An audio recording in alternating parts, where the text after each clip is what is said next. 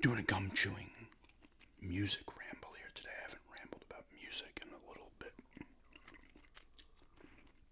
There's some stuff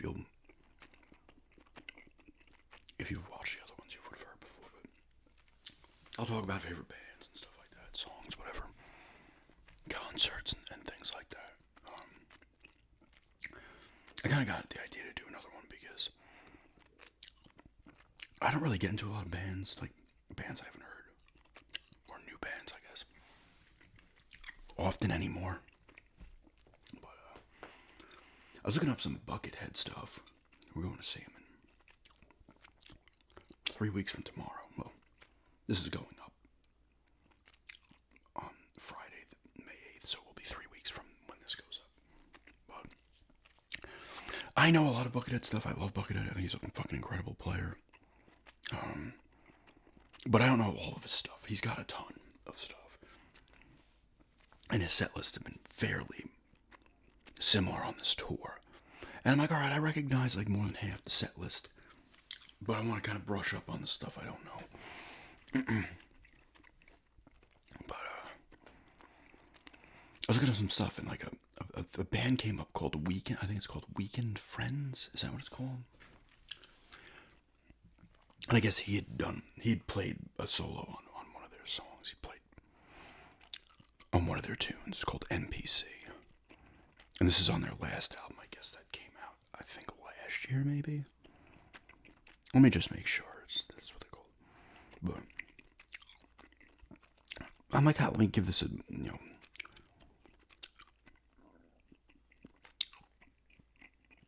yeah, it is Weekend Friends.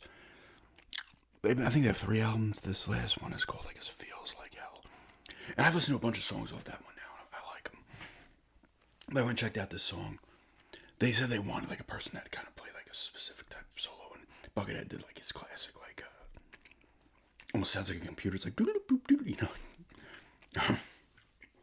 But I thought that song was good regardless of the solo. And I listened to more and I was like, I like this band. They have a very 90s, 90-ish feel to them. So I've been checking them out, so it's cool, listening to a bunch of their stuff. I mean, they have 3 albums, I say a bunch of their stuff, but listening to their stuff and being like, cool, it's cool. Kind of coming across a band you haven't heard, and I typically don't do it these days. I'm not like, the thing is, I wouldn't even have been looking for them. It's just that happened to pop up, and I was like, oh, what's this? Oh, Buckethead was in a song, let's listen to that. And all of a sudden, you're like, okay, I like this. Let's see what else they have. But, that was cool. I might grab their last CD. As I was like, oh, maybe I'll get the CD for my birthday. And it's the last other 3. I think, pretty sure they have 3 albums. I think they started in like 2015 or something. So not overly. They haven't been around, obviously, for a long time. But I believe they're from Maine. Portland, Maine.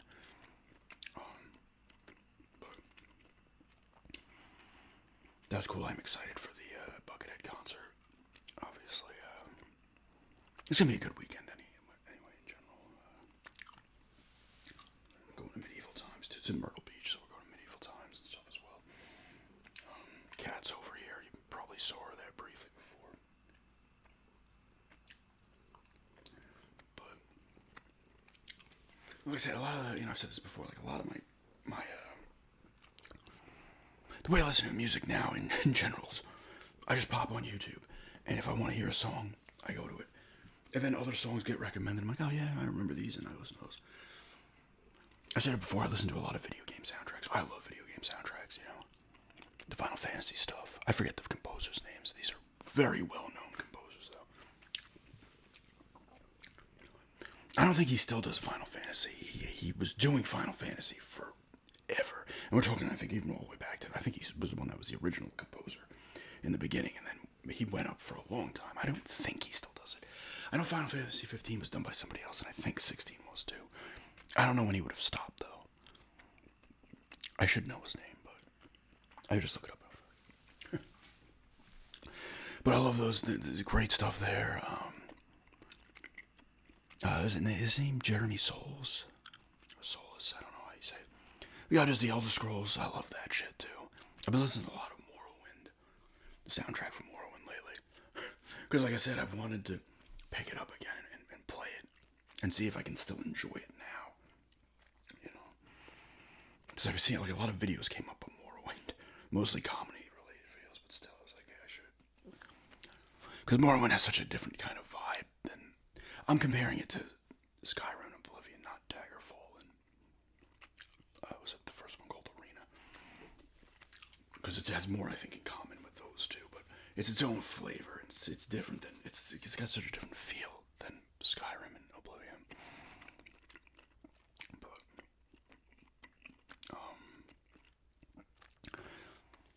so I've been listening to those tunes again. I'm like, yeah, this brings me back. Some of them I think were used in Skyrim actually.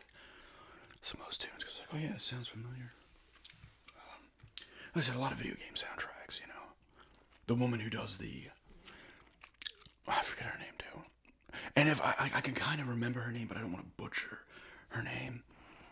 Who's done a lot of the Castlevania, not all the Castlevania stuff. I don't think she's done all of it, at least, but a lot of Castlevania shit.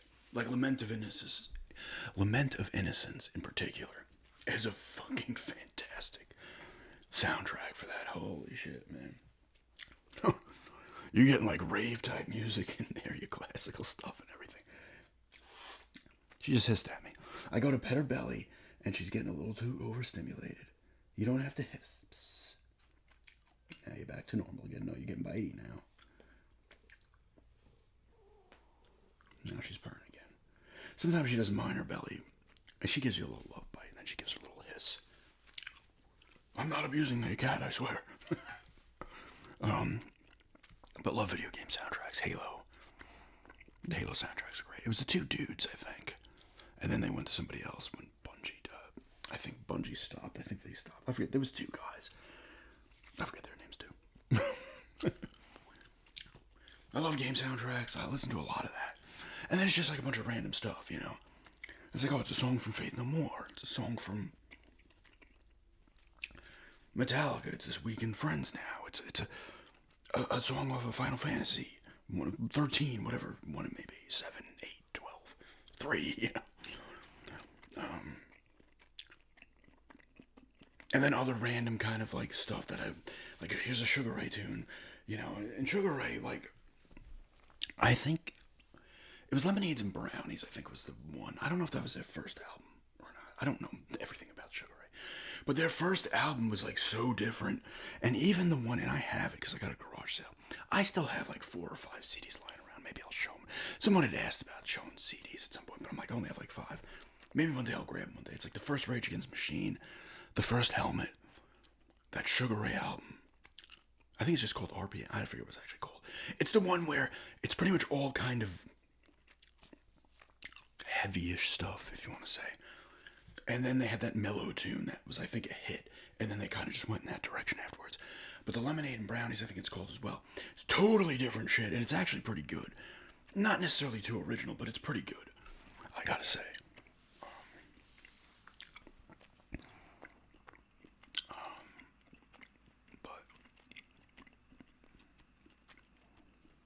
You know, just a random stuff that I'll listen to, which I'm never into. I have been listening to a lot of Introduce Yourself by Faith No More. That was their second album. With, obviously, the first 2 albums Patton was not on. Why can I not remember? He's passed. I don't know when it was. Why can't I? Man, I'm forgetting things.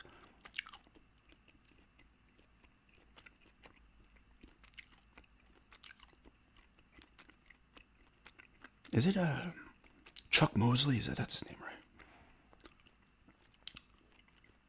Yes, Chuck Mosley. And We Care a Lot's their first one, and then that song ended up on Introduce Yourself as well. But that one's a pretty good album, honestly. But Introduce Yourself, honestly, like, is incredible. Like, I know there's no Patton. Everybody fucking over Patton, myself included. I love Mike Patton, but it gets to the point with some of these musicians where people put him on such a fucking high pedestal. You're like, all right, dude, I love the guy too, but let's just pump the brakes here, you know? He's an incredible fucking musician, one of the best. He's one of my favorite. But it's just like, don't like gloss over their first 2 albums, Faith No More, that he wasn't on. Because the band is incredibly fucking talented, all right? Because Introduce Yourself has a very similar vibe and sound to the real thing. But man, Introduce Yourself. When I saw them back in, specifically, they played a couple songs. I think it was the Crab song, and was it just We Care a Lot they played? Or was it the Crab song and Chinese Arithmetic? I don't know. They played 2 songs off of Introduce Yourself, and those 2 songs are great. Faster Disco is great. R&R. Is that the one that's on there? Yes, because RV is on Angel List. R&R. We Care a Lot's on there. Introduce Yourself. So that's a short song. And song. Like, it's a fucking fantastic album. I don't know. I mean, for fans of Faith No More, it doesn't really get overlooked, but people who just have a patent boner. Maynard from Tool also gets this treatment as well. And once again, these dudes are fucking incredible singers, great songwriters, everything else, but when people get too pushed, even the ones I like, I start to get annoyed. I don't start to hate the people that I like, the musicians, but I get like I have no problem ragging on the people I like too. Like, I really don't. I don't like. But Faith No More's the top band for me. Arguably my favorite band. It used to be them and Iron Maiden. But I've talked about Maiden before. Maiden still love their stuff. Brave New World is where it stops for me. I really enjoyed that album. But then they took I don't know, man. There was like the Final Frontier. What's it called? Shinjitsu is the name of the last album. And I've talked about this where it sounds like, because I know now, what's his name likes doing this opera type shit. I'm pretty sure Bruce Dickinson. Another incredible singer. But he's like, tries to do it too much on that last album.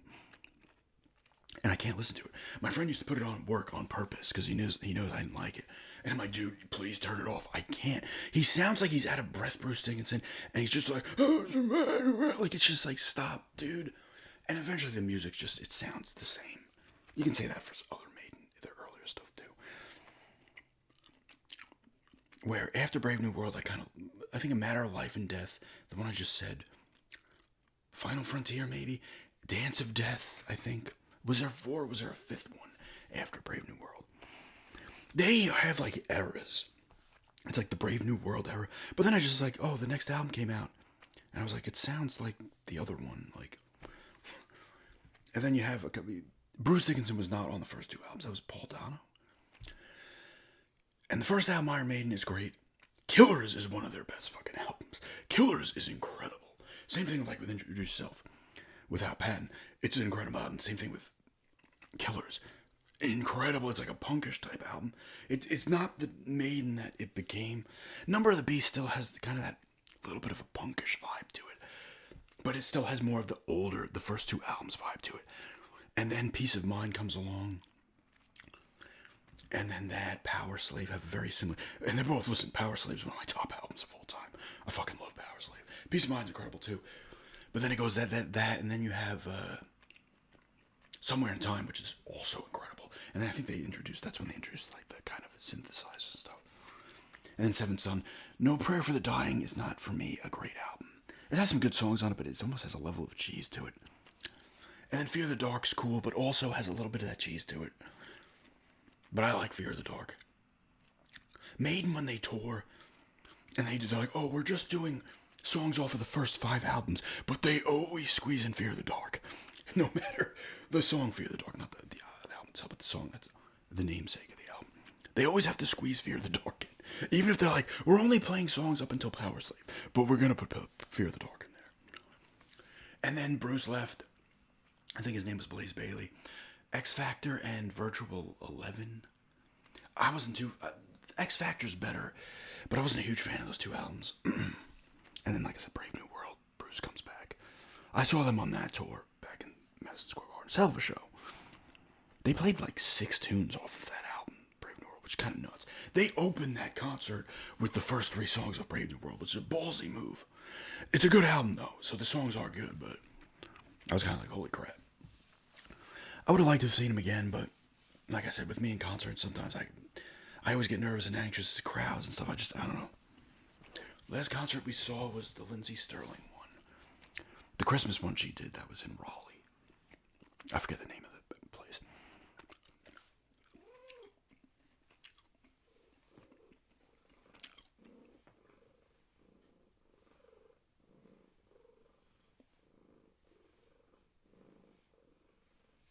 I'm sure it's picking up a purring, but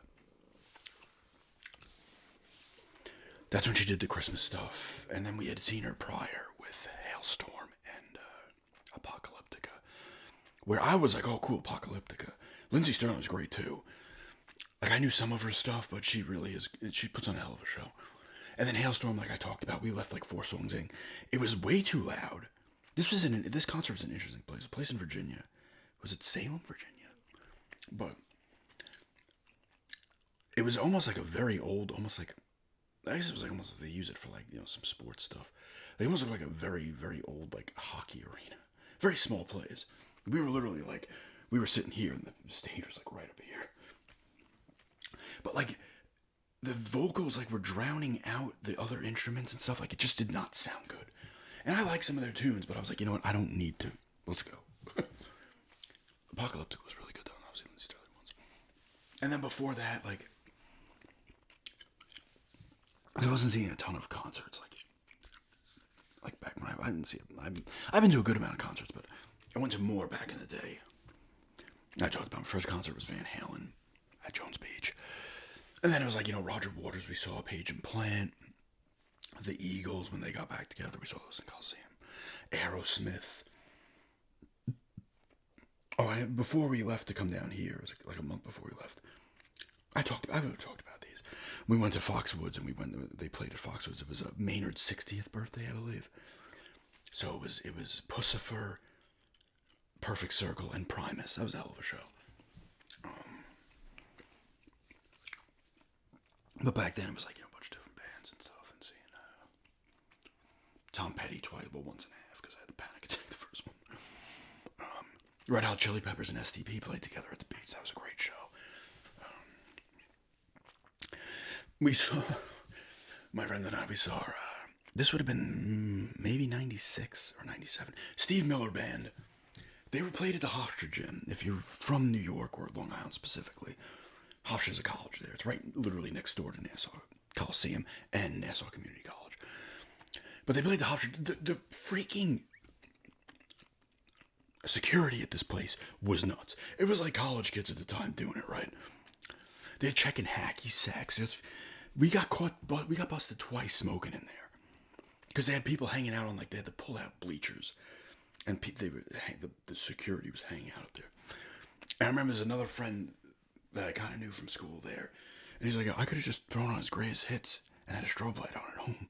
Because he pretty much played all his greatest hits. It was a good show, though. But the security, I was like, really? Less security for the Eagles at Nassau Coliseum. Or Aerosmith at the Garden.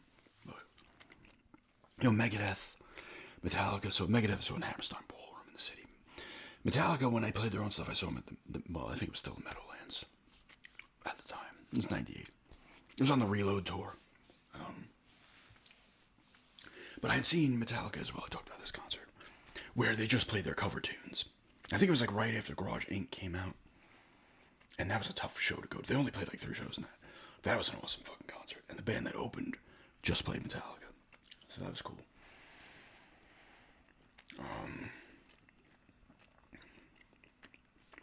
I don't know, talking about Metallica briefly, I don't mind when Load and Reload came out, even when the Black Album came out, people were like, oh my god, I love the fucking Black Album.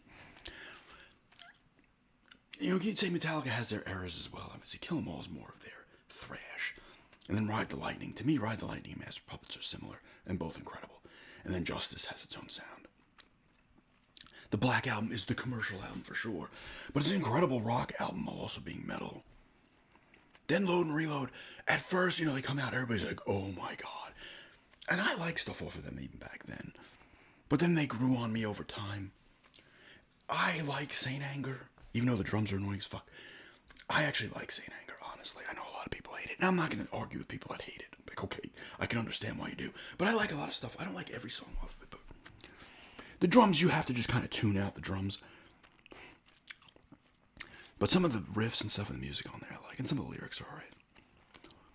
Although I think that's the one where the whole band wrote lyrics, So you're like, oh, okay, Hetfield, you write the I think Hetfield even said, he's like, okay, I'm writing everything again lyrically because you guys can. Although I'm not a massive fan of his lyrics now, much. Some of it I do. 72 Seasons, their last album, I actually really like. It's my favorite of anything post Reload, we'll say. So Saint Anger, Hardwired to Self-Destruct, and Death Magnetic. Now I like those albums, but I don't throw them on and listen to them. I think 72 Seasons is better than those ones. Because a lot of those Death Magnetic and Hardwired, I don't know, it almost sounds like one long song to me. And, not that it's not good, but Megadeth I enjoy. Their last album that I think he just put out not too long, I say him because pretty much it's just Mustaine. It's Mustaine and friends. Their best lineup to me was Elvis and Mustaine, Nick Menza, and Marty Freeman.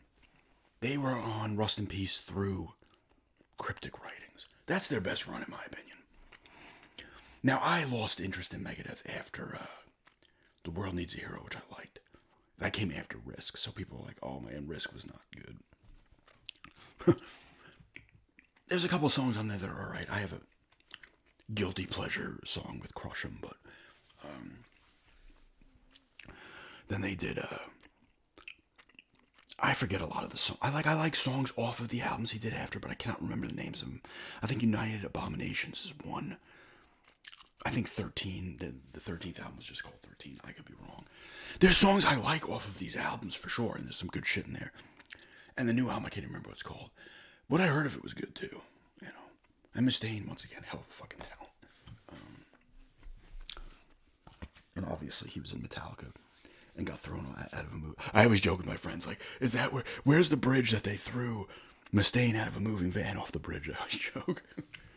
But he helped write some of the tunes on Kill 'Em All, and I think he has writing credits on Ride the Lightning specifically and Call of Cthulhu.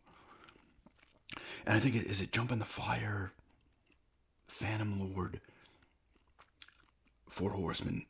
He has, I think he has writing credits on 4 tunes, or 5 on Kill 'Em All. Because he did the mechanics on Killing Is My Business, but Business Is Good, their first album. And the mechanics is just the Four Horsemen without the middle part. So I would assume the main riff was Mustaine's, and then Metallica added in, obviously they had their own lyrics, but they added in that middle section. Peace Sells is an incredible album. The Killing Is My Business is alright. And So Far is good, and then Rust in Peace. Rust in Peace is, you could argue, at least for me, and a lot of people, you can argue Rust in Peace is like the greatest metal album of all time.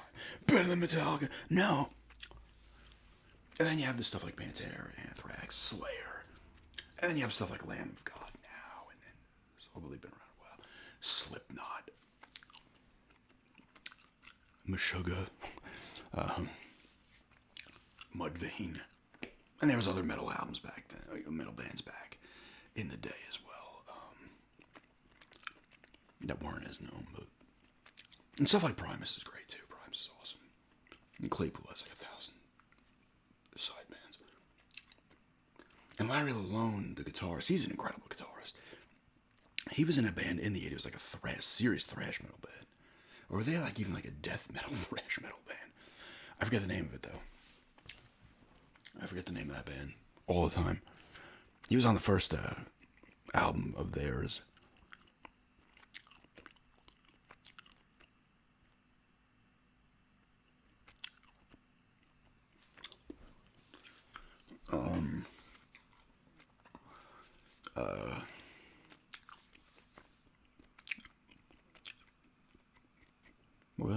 What was that? I was going to look up the name of the band.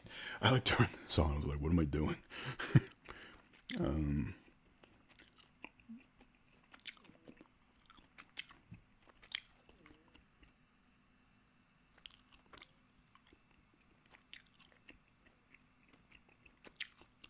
Oh, God. Possessed. I think, I'm not going to look it up. I think the band was Possessed. I think they had albums after him, I believe. I don't know their history, but anyway. Yeah. But some of my favorite concerts, that Megadeth concert was incredible. Maiden was incredible. The Metallica show, the one in the Meadowlands was good. The set wasn't incredible, admittedly, but it was still a good set. The cover concert was incredible. Jerry Cantrell, I saw at Roseland on his first album. He played some Alice in Chains as well. That was a great show. It was only half full. The Eagles show was incredible. Yes, I've seen a lot of good ones. Faith No More was great. Did see CKY in Amityville. Saw Helmet in Amityville as well. Not classic Helmet. You still have Page Hamilton. It's once again like Page Hamilton and Friends, right? It's not him, Henry Bogdan, and John Stanier. And the guitarist, I forget who the guitarist was at the time. They had a second guitarist. I can't remember who it was, though. Peter something, maybe? They had a few. But the first 4 Helmets are incredible. And Size Matters, the first one without those other 2 guys, I liked. And then I like their albums after that. I can't remember all of them. Monochrome was one. And there's, I think, another 2. Dead to the World, maybe. Seeing Eye Dog. They have good tunes on there. Because Page Hamilton's a great writer. His lyrics definitely got weaker. His lyrics back in the day are fucking fantastic. They kind of got a little weak. But the music's still there most of the time. They still put on a hell of a show. Like, even with the musicians he has in the band, they're great. Because we saw him in, I forget what it was called, Revolution in Amityville Bar. Then it changed names 50 times. We saw CKY in there, too. Without Deron Miller. That was still a good show, but you're missing something without him. And it's mainly in his vocals. Because I think Chad Ginsburg's the one that sings the vocals now. And he's fine, but Deron Miller has like a specific voice. That was still a good show. And then we saw Helmet again in the city, where they played the full Betty album and then like another 10 tunes. That was awesome. I forget where the Bowery Ballroom was that in. I remember that night. It was fucking. We took the train in and it was snowing. We got to get a cab over there and shit. It was snowing pretty heavy too.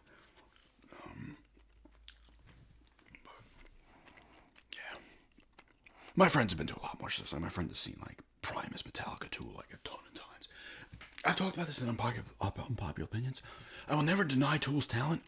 I'm just not that into him. There's a few of their songs I really like. Like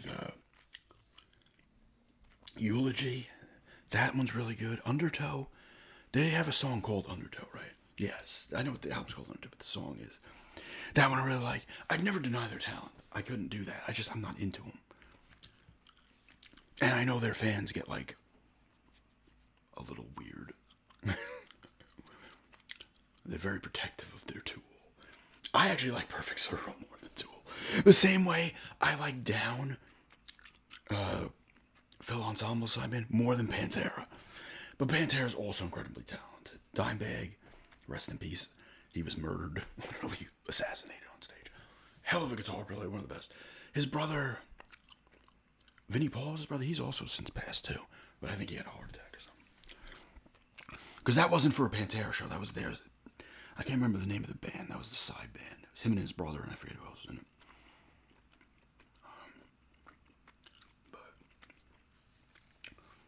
But yeah. Like I said, my listening habits are so different than they used to be. But again, I'm excited for that Buckethead show. He is great. He's a hell of a guitarist. He plays his shows, and sometimes he has like Brain from.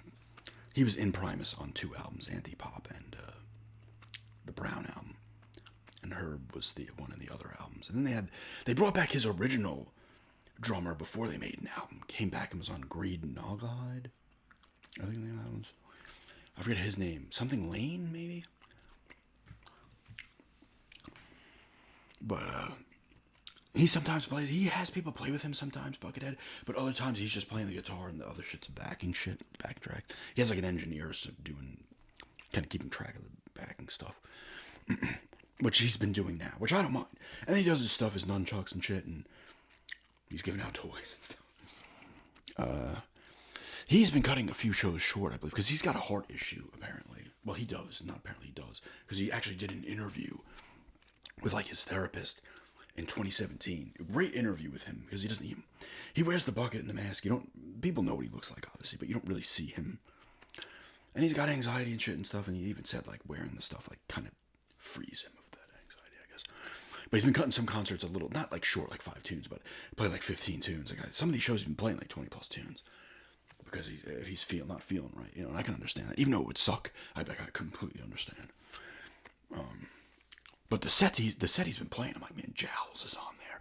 Welcome to Buckethead Land, Big Sur, Moon, Night of the Slunk, Jordan, Soothsayer. He typically always plays those two. So I'm like, oh, I need to, like, certain songs I want to hear. And then he does covers of all types of shit. Like all types of stuff. But that's going to be cool.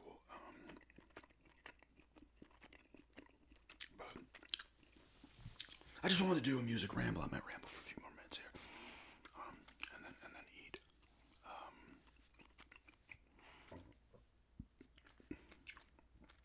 Buckethead's Toy Store actually is playing as well. So I really want to hear that as well. So I go to setlist.com or whatever, and you could kind of see what he's playing, and you can kind of get an idea if he's playing the same set or what he's switching up.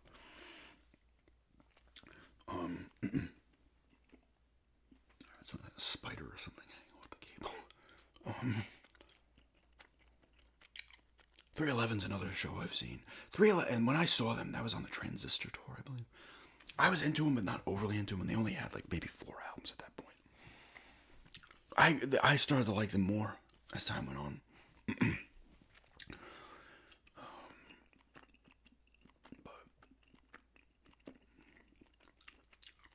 Well, like I said, my listening habits. I don't even listen to like full albums. Like if we're driving somewhere long, my fiance has like she hooks up her phone has like a set list of stuff she likes, stuff I like on there. And it's all different types of shit. It will be like songs from actual bands, and it'll be like, oh, here's some stuff from video games. Here's this, here's that. Here's the NBA on NBA's theme. The greatest song ever written. By Phil Tash? John Tash? I can't remember his name. Dun, dun, dun, dun, dun, dun. I also like the old NFL and CBS theme is great. The NHL and ESPN back in the day, the song was great. Dun, dun, dun, dun, dun, dun, dun, dun, dun. I'll like anything like that. Like I'll listen to the NFL. Remember the show Primetime back in the day, or it was Chris Berman and Tom Jackson, and they do the highlights of the NFL games, and it had its own soundtrack. You can find that on YouTube, and I listen to those tunes too. It's awesome. The NFL highlights. That's the kind of stuff I like listening to, man, these days. But yeah, just talking about some bands, nothing crazy. Just a music ramble here, as always. It's some different stuff maybe in there, and a lot of the same. But I just wanted to ramble about music a little bit. And yeah, thanks for checking this out.